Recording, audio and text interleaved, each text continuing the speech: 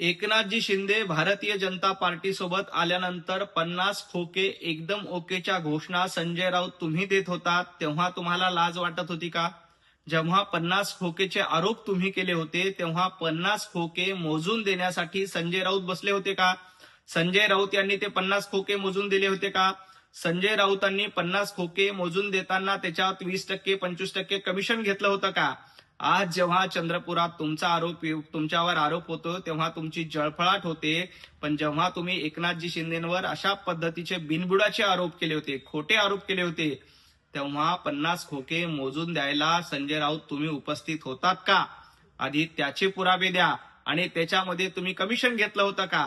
याचं उत्तर महाराष्ट्राला द्या आणि मग चंद्रपुराच्या आरोपानंतर जळफळाट करा.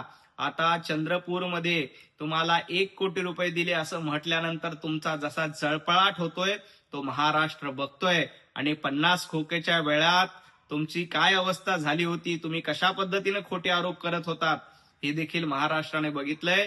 कमिशनखोरी करणं हा तुमचा धंदा झालाय आणि हे देखील लोकांना माहिती आहे.